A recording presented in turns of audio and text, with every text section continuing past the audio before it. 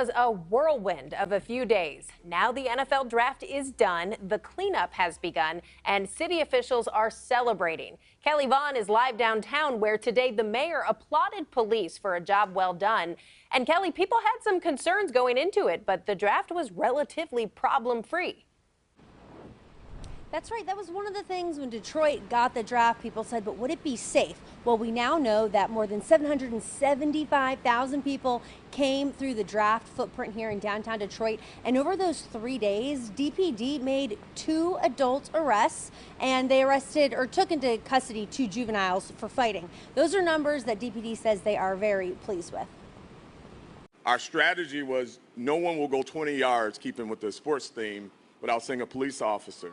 Detroit Police Chief James White says there were instances of people trying to jump the gates once the draft hit capacity, but that's something they were prepared for. Once they hit that gate, they were still screened when they came up to the gate. We had a couple people that weren't screened. We put our undercover officers on them. We were able to get them. He says the Detroit community helped make the draft a safe event. We had people in our community pointing out things like police officers to us. Hey, I think they're going to get into a fight. And we were able to get ahead of a lot of different things and really contain a lot of issues before they happen. Detroit Mayor Mike Duggan says Chief White was the MVP of the draft. Everybody I talked to talked about the Detroit police officers. Our 2,500 men and women had their vacations and leaves canceled for 3 days. They were out on their feet 10, 12 hours a day. Even by the end of the day, Saturday, they were smiling and greeting people. It was tremendous. Visitors and locals say they felt safe through the whole event. It wasn't nowhere where I felt like I had to look over my back wherever I was walking around, and that's a great feeling. We've been needing that.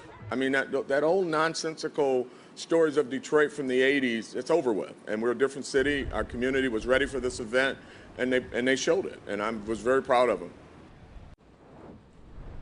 And you know, Shayna, there were actually some draft hiccups that none of us knew about. It turns out that right before the draft was set to open Thursday morning, DPD called the mayor saying that they're dark. And what that meant is all of their cameras in their real-time crime watch center that was monitoring the draft footprint, all of their cameras went dark, and they were going to have a hard time opening the draft up in a safe way if those cameras weren't restored.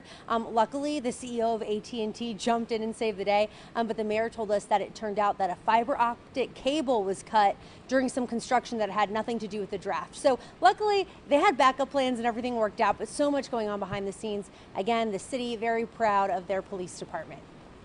Leave it up to technology to be the problem, but all went off without a hitch. It's just those numbers are amazing considering almost 800,000 people. All right, thank you, Kelly.